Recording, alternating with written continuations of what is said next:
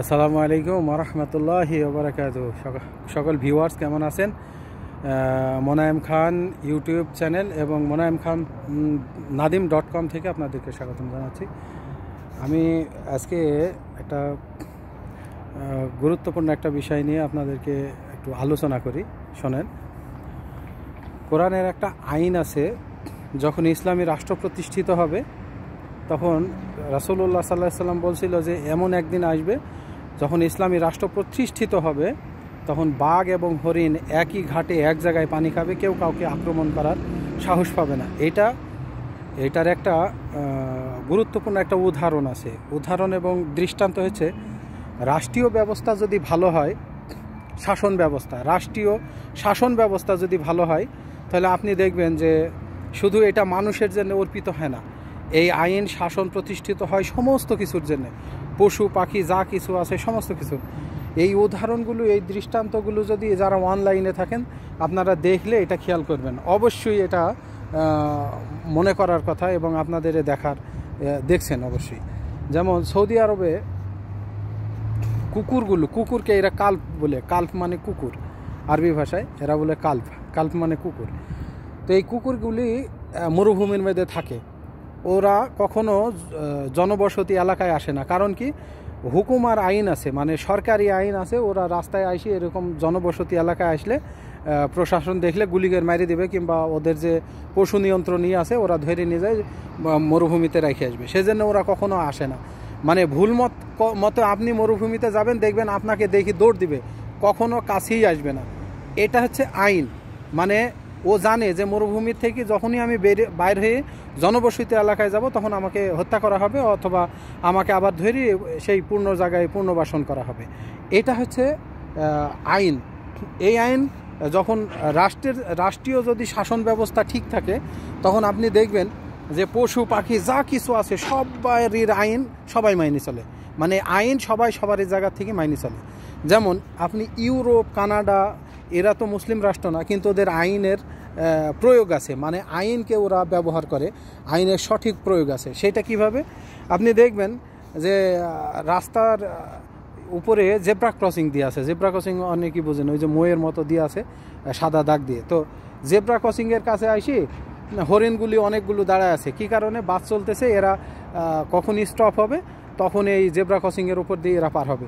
Zebra crossing একটু দূরে আছে, ওরা লাইন ধরে জেব্রা ক্রসিং সোজা ওই সাইড দিয়ে হাঁটতে হাঁটতে ফুটপাথ দিয়ে যাচ্ছে, কারণ ওরা পার হবে জেব্রা ক্রসিংয়ের কাছে।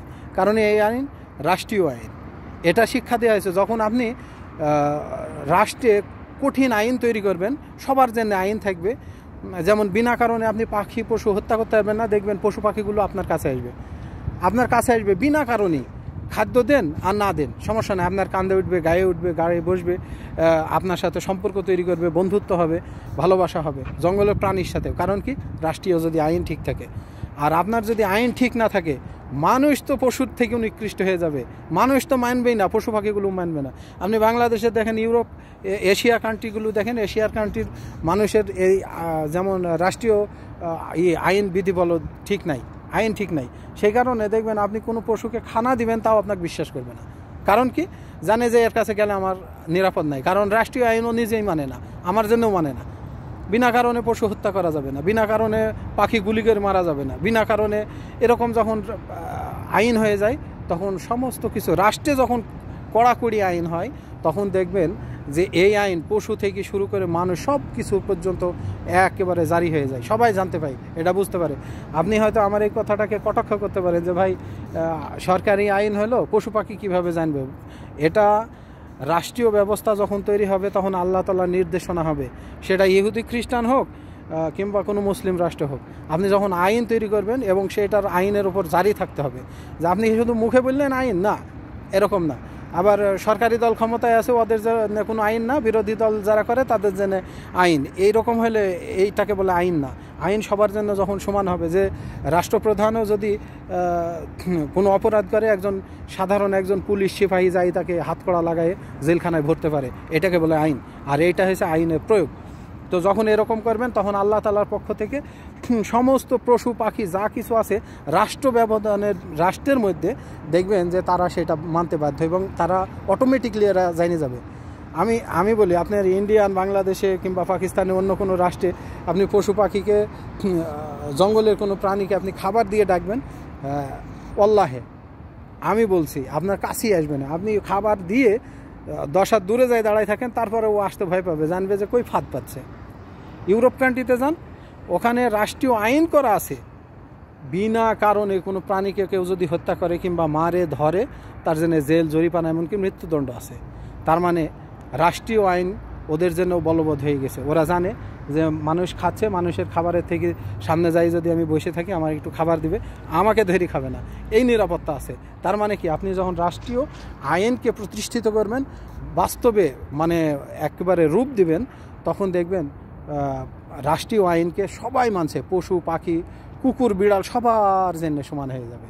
বিশ্বাস না করেন, আপনারা একটু ইতিহাস পড়েন, ইসলামের ইতিহাস পড়েন, অন্য অন্য যেসব গাইড আছে যেগুলো থেকে এই আইনগুলো দেখবেন, আপনি বুঝতে পারবেন। তবে সব থেকে বড় কথা, ইসলামী রাষ্ট্র ব্যবস্থার কথা বলা হয়েছে যে রাসূলুল্লাহ সাল্লাল্লাহু আলাইহি ওয়াসাল্লাম যেহেতু বলছে যে এমন একদিন আসবে যেদিন নারীরা গহনা পরে রাস্তা দিয়ে হাঁটবে, গভীর রাত্রে কেউ আক্রমণ করার সাহস করবে না, আর বাঘ আর হরিণ এক জায়গায় পানি খাবে, কেউ কাউকে আক্রমণ করবে না।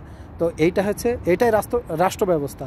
রাসূলুল্লাহ সাল্লাল্লাহু আলাইহি ওয়াসাল্লাম 1400 বছর আগে এই রাষ্ট্র ব্যবস্থার কথা বলে গেছে। আর এই রাষ্ট্র ব্যবস্থার এই আইন যখন বলবৎ হবে, তখন সবার জন্য, পশু পাখি কুকুর বিড়াল মানে যা কিছু আছে, কুল কায়নাত।